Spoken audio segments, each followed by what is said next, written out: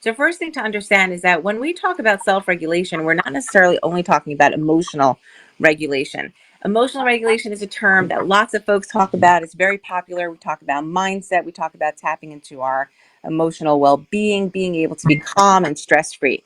When we talk about self regulation, we're talking about the physiological component of what's happening between our brain and body based on our environmental shifts that are occurring around us. What do I mean by that?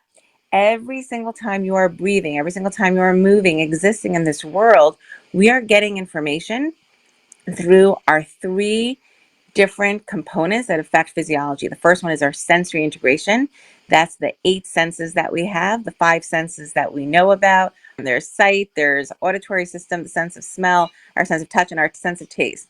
And then we have the 3 hidden senses, which are our vestibular system, our proprioceptive system, and our interoceptive system. These are the hidden senses that we have, which have to do with the sense of where we are in space, how our body position is, and how we are feeling internally. How is our heart rate? How is our muscles? How are we responding to the environment?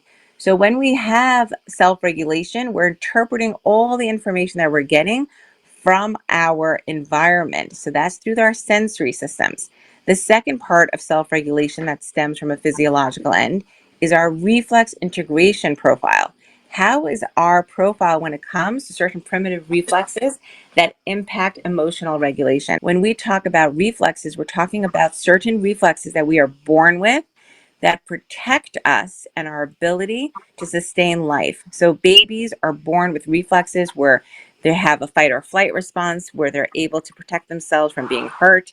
They have an ability to have certain reflexes that allow them to maneuver themselves in the world until they're standing. And for some of us, these reflexes will stay with us past the point that are considered developmentally appropriate. And when that happens, or if we have a cluster of them, that can impact our emotional regulation, our ability to read quickly, our ability to have a good sense of time management. And we really don't even think about these reflexes because they're subconscious or unconscious, and they come into play particularly during times of stress. And I just want to remind everyone that we're going to get a little bit more into this when Evelyn talks about it, but that's another component of our self-regulation. It's not something we're conscious of. I just want to put that out there. And then third component is our neurochemical development. How are the neurochemicals in our body developing? Are they naturally occurring? Are they something that's happening through stress responses? Each of us are set with a certain amount of dopamine and serotonin in our brains and our body, and that can fluctuate through the seasons of our life, whether we're teenagers, whether we're going through stress responses, whether we're pregnant, going through menopause. If you're a man, what you're dealing with as far as your own shifts in hormonal changes, nutrition, things like that. All right, so that's just self-regulation, our ability to regulate ourselves based on the environmental responses.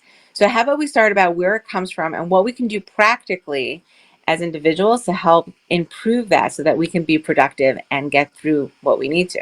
So I wanted to say that a lot of people maybe are not so mindful of the fact that when we talk about our regulation skills, they actually start to get wired from infancy, immediately when a baby starts to get born. And there are so many factors, many of which you already sort of mentioned, but I just want to hone in a little bit more on that the blueprint of the skills that we develop in order to manage our emotions and in order to manage our fight or flight response have to do with whether a child's physical needs are being met. And that goes back to something so basic as when a baby is being fed. Are they getting, the right nutrition and getting the right associations with the way that they're feeding? Is it a good experience? And we know that part of being, let's say, something so basic as being fed as a baby, there's a huge social component that goes there where you're going through the energy of what your mother is giving you while you're feeding, and it starts to help regulate your system. We have things such as attachment.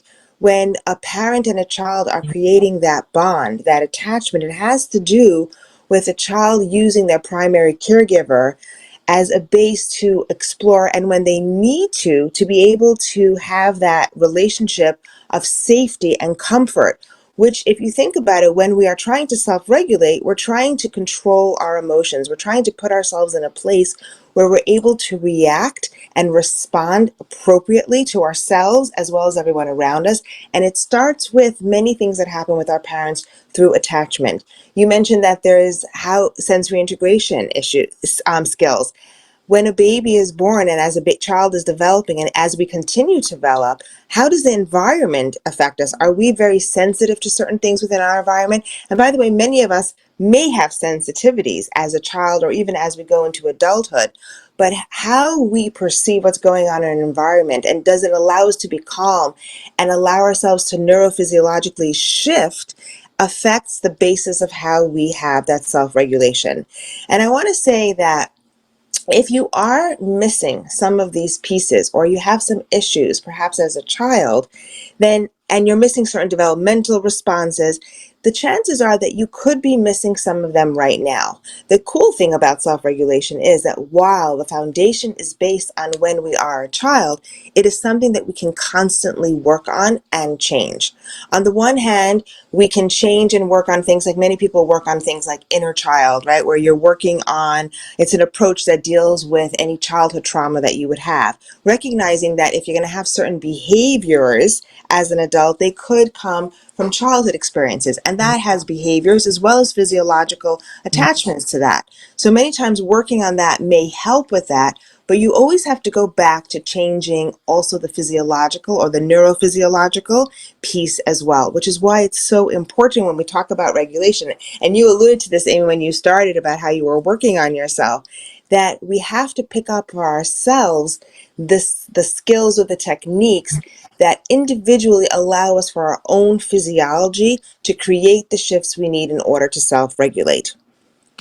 Yeah, and I just want to drive that point home a little bit more because it's fascinating when we go into schools or when we even go into corporate organizations and we're trying to speak to the leaders or the teachers, the administrators on how to do social emotional or regulation techniques or burnout prevention. They're always like, just give us the program and we'll figure it out with our folks. And we do have that. You have programs. There are lots of great programs out there to help in being able to get to a place of regulatory compensations and things like that.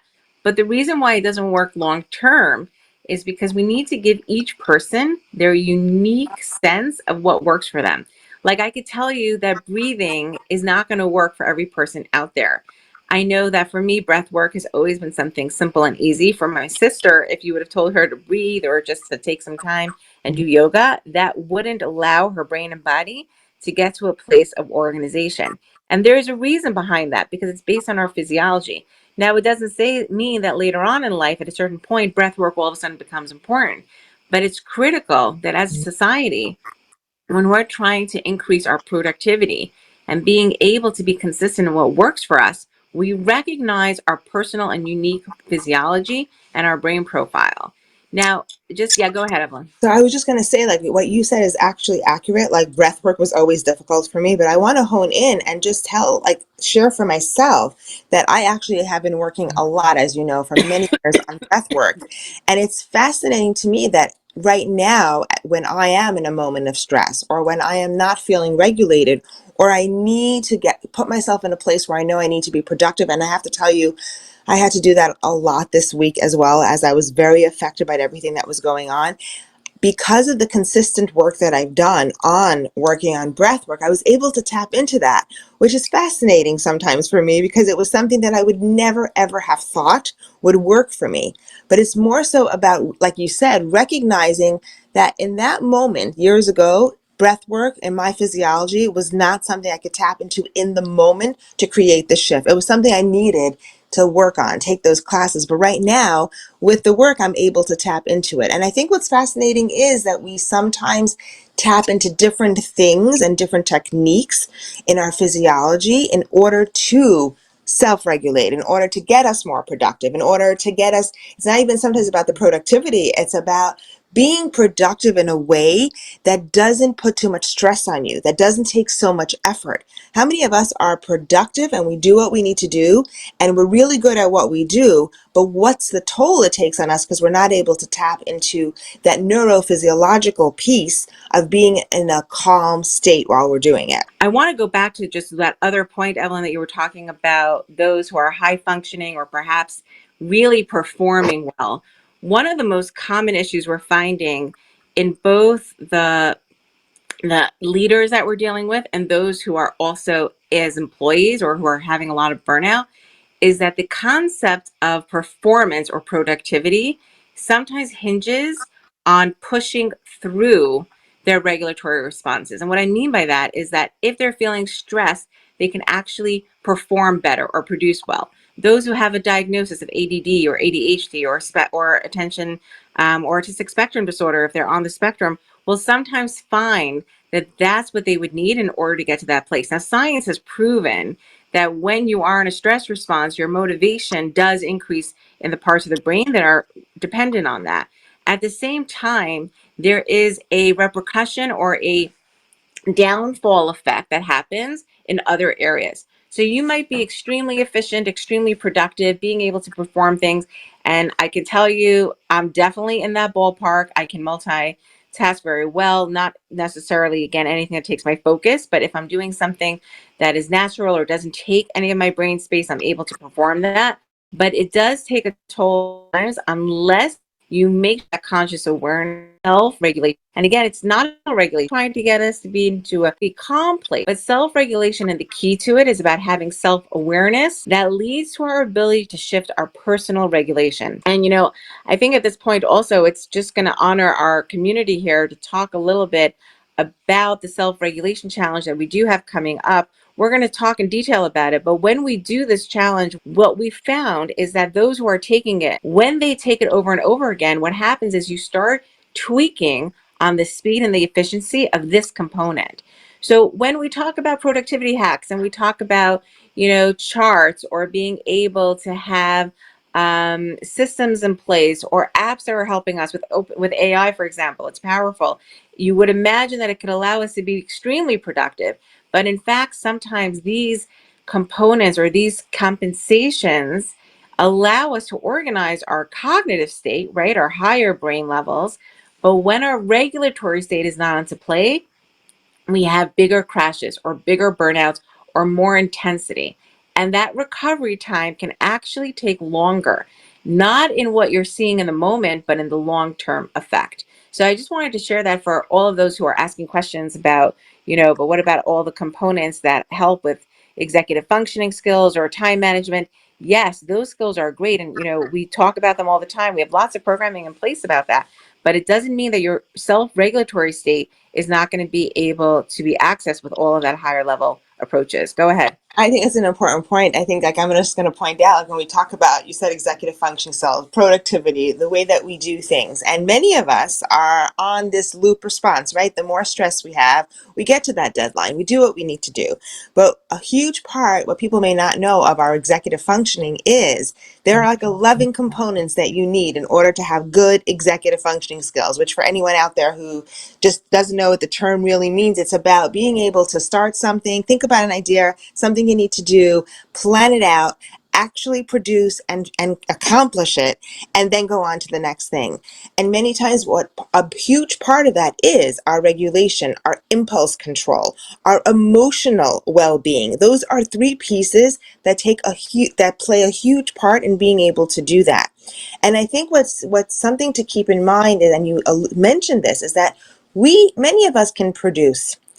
And you have two types of people: the ones that produce and do everything that they need to do. And you're right, maybe they don't regulate as well. So it takes that toll on them and you have a crash. Some people don't even allow themselves to feel that crash because that crash is going to be such a big crash, because what's happening is you're in that go, go, go, go, adrenaline rush, fight or flight response, whatever it is that you may want to call it in that moment, that doesn't allow yourself to shift or create balance within your nervous system.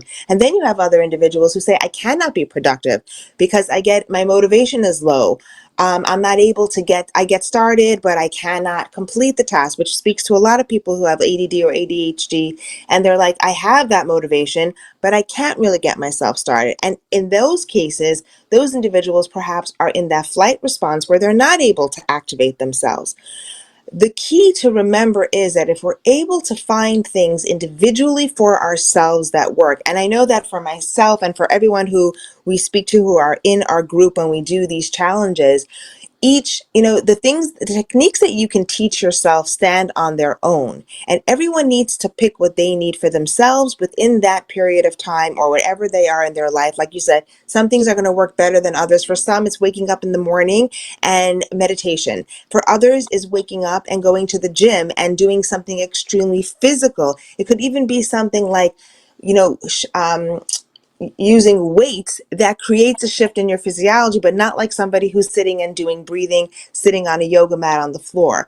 Everyone needs to find what technique works for them in order to have that consistency, in order to create the shifts, because that's what's going to change the productivity. That's what's going to prevent the burnout. That's what's going to even make us outside of the work environment better for ourselves and the relationships within our life. And that's what's key. That's about keeping the balance between, we talk about work-life balance and all that. We need those things in order to get to that place of productivity and happiness and balance for ourselves. And I'm listening to you and I'm thinking about, what we live in life where we focus about exercise and nutrition and water and all that. And I want to take it just one step further before we get to the questions. I see all your questions here on Zoom as well as on Clubhouse. I just want to remind everyone, feel free to raise your hand and we will bring you up. We're grateful that you're here today. I want to say that sometimes you need the self-awareness before the self-regulation, which is something that we focus on in our programming always. That it's not about always going to the gym or breathing and seeing, oh, this works for me. Sometimes it's about being quiet and being able to really look at ourselves and say, hey, how do I really work? How does Amy really work? How does Evelyn work? How do each of us True. work? Because it's really, if you take time to analyze that, and that's something we do in our programming, it's very, very critical. That usually is the piece where people are surprised at themselves. Meaning, a lot of us are type A personalities. We want to accomplish, we want to make money, we want to produce, we want to serve, we want to be a good parent, we want to be a great leader, we want to get to the end result. And then we're like, okay, you're telling me to exercise and have nutrition. Great, I'll do that. I'll put some yoga in, I'll get some meditation in place, I'll exercise and work out. And then a lot of us don't take that time or freedom to come into play to recognize, wait a second, what do I really need? Like, what do I really need in order to spend my time to be even more productive than I could have imagined? And that's a surprising factor when you do this kind of work, which is why you can do it 3, 4 times, because as you develop your physiology and you change your brain maps and the way that your systems are working, all of a sudden you're able to produce in a much more efficient way instead of being in a place of just doing what you think you should be doing in order to be productive. You're actually creating moments. And when I say moments, I'm not saying 20 minutes. These movements or these kind of actions can take 4 minutes, 2 minutes, 30 seconds. I just did it. Veronica is my witness here. When I spoke to her on Monday, she was my first contact in the morning after honestly having a horrific night. My sleep was not good. I ate late. I went for my walk. I was just crying. I was emotional. And I saw her and I just did not want to work, frankly. And I told her, Veronica, I just need 1 minute. And I shut my screen because I realized oh, I can have my conversations and get going. And I did a 30-second technique that I utilize where I visualize a certain component. It's my unique approach for what I do. And I'm taking my breath as I say this. And then I shifted gears and we got going. In our morning meetup, we were able to accomplish what we needed to. Those shifts don't happen because of a Monday morning experience that I had, or because of a talk that I did, or because of an article that I read, or a blog post that I listened to. It happened because of the time that I took to allow my body to have that memory to tap into what it needs to be productive and efficient. And I And think that we need to, by the way, do this with our children in general, but as adults, it sometimes seems like it's too hard. You can still do that. Yeah, go ahead, Evelyn. And I then just we should get to the questions here. I Go do. I ahead. just want to point one thing out that I think it's important in listening to you. I want to stress also when we do these things for ourselves and we take these moments, the effect that it has on the other person that may be with you can be extremely, extremely powerful. When you know that there's like, I know that sometimes you can have someone that says, let's take a moment, or they crack a joke, or they share something, or you do something that really is working to change something within yourself. It creates a shift around everyone around you. So we're not going to go into it here, but we talk about co-regulation. We talk about how our energy and how we are affects the people around us. And by what you were doing for yourself, which created the shift you needed in order to be productive, listening to you, and when you took a visible breath, I took a breath. Or perhaps even Veronica, when she was listening to you, gave her a moment for whatever she may be feeling in that moment to also restructure the way that she was, responding. So I think it's very powerful that when we do these things for ourselves, we also recognize the impact it has on everyone else around you, at work, your family, your friends, your children. And it's just very, very powerful.